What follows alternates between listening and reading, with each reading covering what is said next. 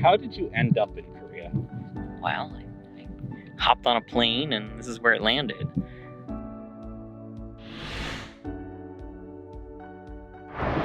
My name's Chris. I've been living in Korea for more than 8 years now. I recently quit my job to become a farmer, but not really.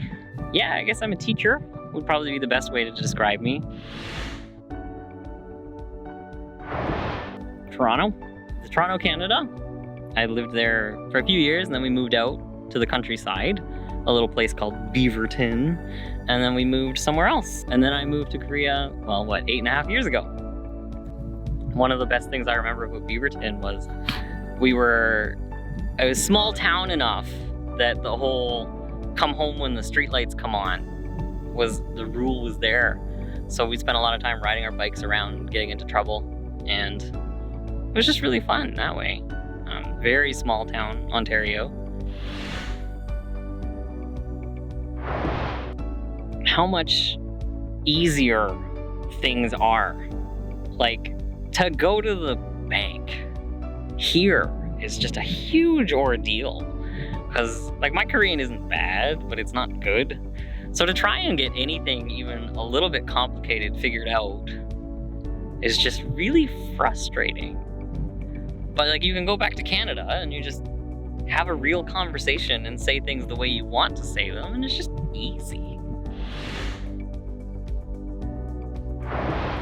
Originally, I was going to university. I went to university to be a translator. I was going to do French, English, Spanish translation. One university rejected me. And the other one, you didn't start translation until the second year. And my first year was linguistics. I took Introduction to Linguistics, Science of Language. And I absolutely loved it.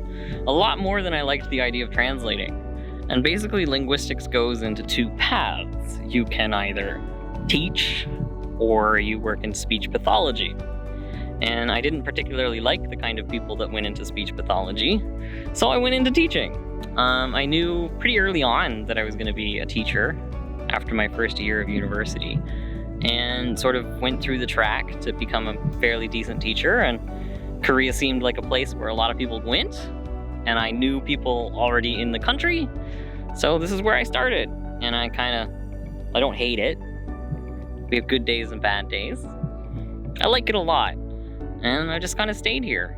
Like, the reason why I'm still here is any problem I have with being in Korea, I would probably have anywhere else. Like, I'm not the most sociable person, as you can maybe guess, depending on how this video is edited.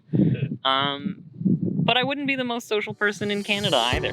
The problems are, regardless of where I would be, so why not be in a place where fairly comfortable, I don't hate it, the logistics here are very good, the cost of living is not bad, and I'm just here. 3 years this week, got married to a Korean, and then that makes it a lot easier to stay. I knew that I would have to be here for probably more than 1 year. After that 1 year, I think I was like, I'll stay another one. And then I decided, okay, I'm gonna stay for 5 years. And I started to make decisions for more long-term planning. Like, one thing you'll notice if you talk to a lot of people here, like, well, I was only gonna stay for 1 year and now I've been here 10 years. But they didn't plan on staying here, so they haven't done things to kind of settle down. And I decided, okay, I'm gonna stay for 5 years. I'm gonna make settle down decisions like buying a car and putting a lot of time into learning Korean and things like that. And then I just kind of met my wife. We got married 3 years ago. I moved here 8 years ago. I met her before my 5 years was up, and then I've just been here.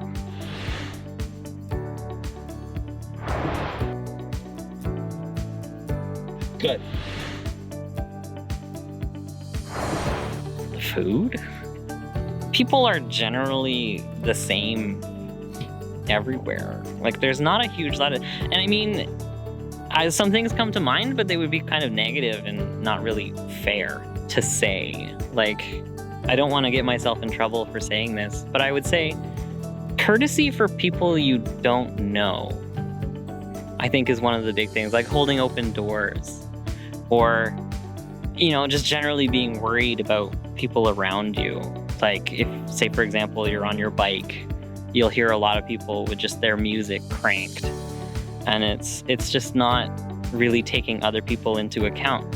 And I don't think that it's necessarily like on purpose. I don't want to say like, oh yeah, Koreans are mean because they don't care about other people, because that's not true. It's just, it's not quick to everyone's mind about other people. Like especially if you look at driving, the driving is quite different here as well. It's a little bit scary sometimes. Yeah, but it's not to say that like they're inconsiderate. I think it's just, it's something that maybe I'm just really self-conscious and I'm really aware of. Like, I'm really aware of how my actions and how my noise affects other people. And I find that there are a lot of people that are not like that. And it's something that sort of, stands out.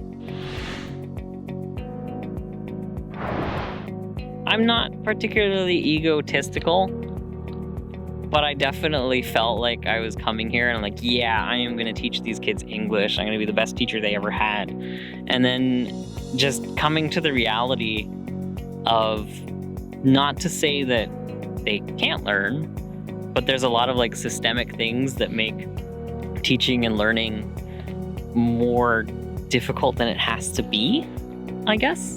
And just sort of coming to terms with, sometimes the best thing you can do for your student is not to worry entirely about the lesson, but instead to just worry about trying to make a connection with them or do something that'll help them in the future. So just kind of coming to terms with reality, I suppose. This was my first major job out of university, and you come out of university and you're like, oh yeah, I'm gonna change the world and do great things, and then you realize that you have to start small. If you can do great things for one kid and they remember you years later, then you've done something good.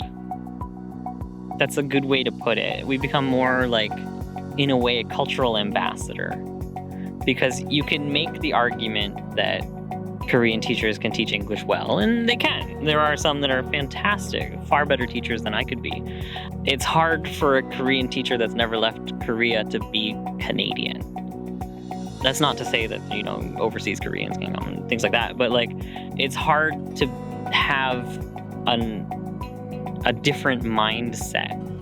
So our job isn't so much to be teachers as to be something different, I think.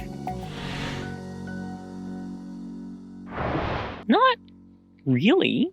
I don't know. I kind of came into it not knowing too much. I mean, I didn't want to over-research. I wanted to sort of do things my own way and see. So in terms of expectations and whether or not they've been met, let's quote Lost. No expectations, only hopes. So I guess I hoped that things would be, it's about dating. It's not particularly profound. It wasn't a profound moment.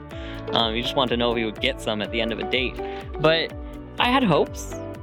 I didn't expect that this would be the most amazing experience of my life. It's something that I wanted to do. So has that happened? Yeah, I would say so. I mean, I'm still here. I'm still doing it. I have more good days than bad. So let's say yes. Privileged, I guess. Again, we've talked about my ego. Like, I try not to have one. I try and just do things properly. I try not to play the foreigner card too much. So what's it like? Sometimes it's really helpful, and it gives you a chance to see the best in people. But I said that people tend not to care about people outside their circles, but even then they can. Like, if you're struggling really hard, people will occasionally offer to help you. So you get the chance to see like the best of other people. You also get a little bit of discrimination. I don't get so much now because I speak enough Korean that people don't talk about me when I'm sitting there. I don't know, it kind of depends. I'm lucky to be the good kind of foreigner. I've been told that before. We can sometimes get away with things. Like, I've been in situations where not knowingly breaking rules, but also people just giving up on trying to explain how to do it properly and just letting me get through. Then I don't particularly like to do that. I usually like to watch what other people are doing and then do that.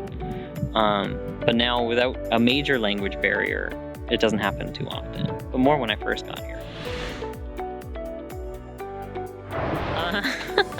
I'm not like Canadian standards, I'm not huge, but here, I always feel extra guilty going and buying a hamburger because there's this idea that Westerners only eat hamburgers and pizza. I don't eat them all the time, but I do enjoy them. So I always just feel extra like guilty. I don't know. I mean, it's changing. Koreans' bodies have changed quite a bit over the past few years. And even this corona pandemic, you see a lot more, let's say, bigger children because they're not able to get out and run around. I think there's a bit more sensitivity to these things that's happening. There really is only one correct answer. You probably already know what it is if you've been paying attention. But honestly, it's made life a lot better. Really. Oh, meeting Tim. Oh, no, okay, that was... Apparently there's more than one correct answer.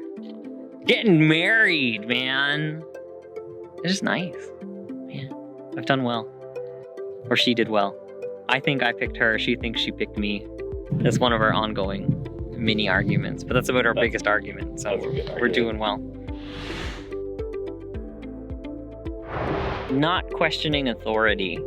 I think that's maybe changing a bit too. I think that's one of the biggest things to come to terms with as well. We talked about adjusting to hopes and dreams of teaching. In a lot of cases, you just have to say yes, okay, about something that you might not want to do because there is still a hierarchy of age. There is still an authority that you don't challenge. And you have to be extra sensitive to that as a foreigner. There are certain things that you can get away with. That's a bit of a foreign privilege too. You can be like, yeah, okay, no.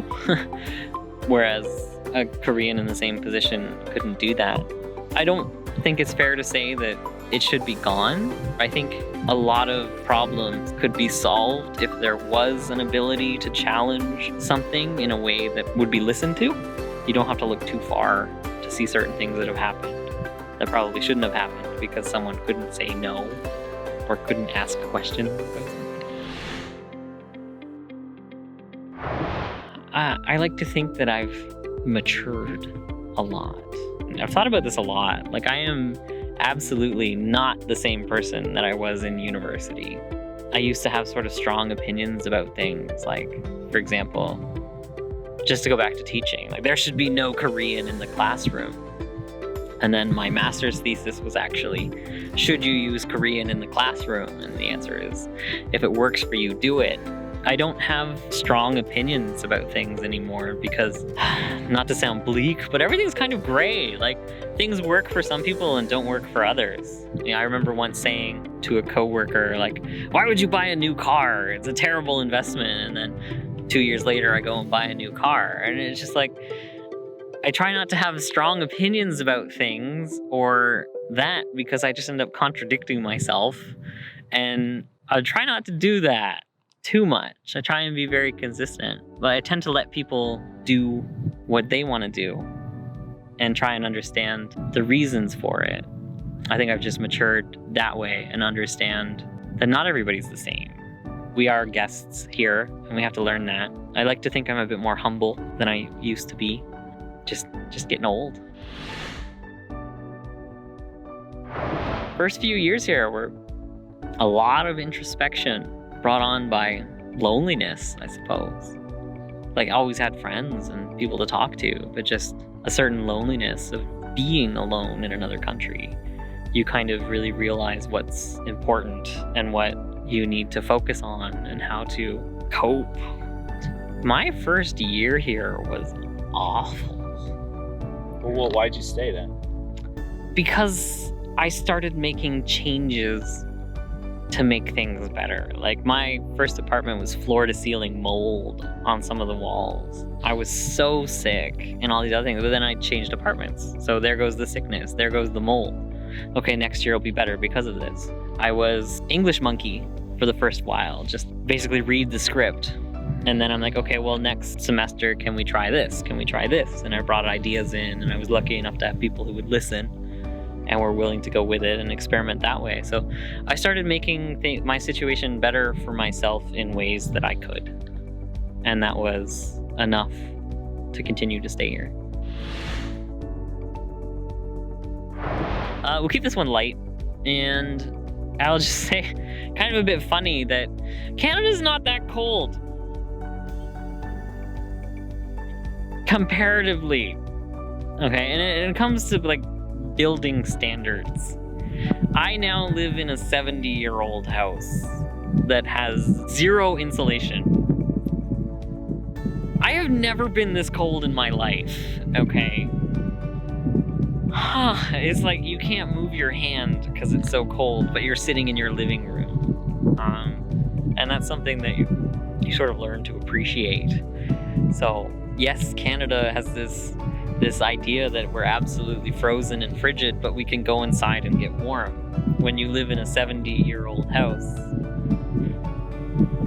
short of lighting a fire, which we have done, not in the house, short of lighting a fire inside, you just freeze. The electric blanket, I guess, is a must-have. I think my wife said, hat optional, slippers mandatory. Because you just need to. Like, I've never been this cold in my life. Part of it's self-inflicted by buying a 70-year-old house with no insulation, but it's not that cold. Stories, I have tons of little stories. I guess it's just, one of my favorite ones was moving a sofa when I changed apartments after my first year.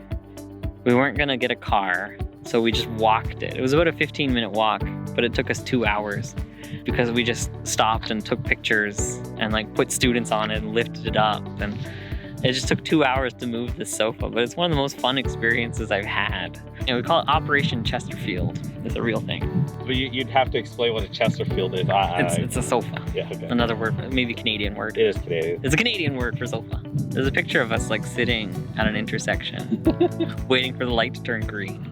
There may have been beer involved, but not a tasteful amount. The best place in Korea? My house.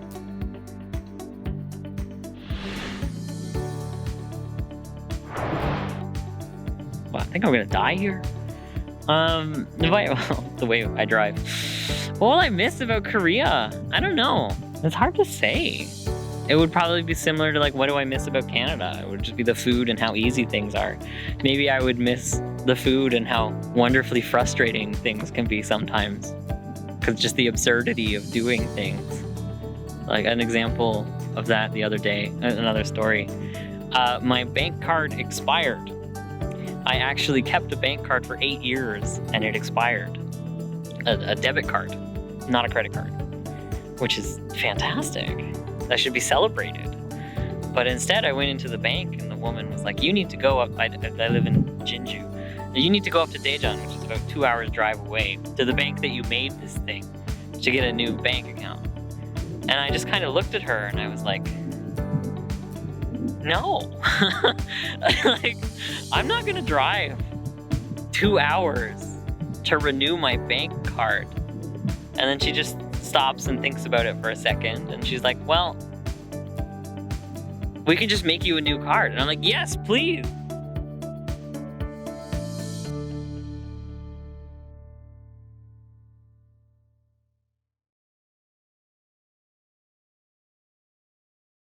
You're gonna edit it out to make us look good, right? Yeah.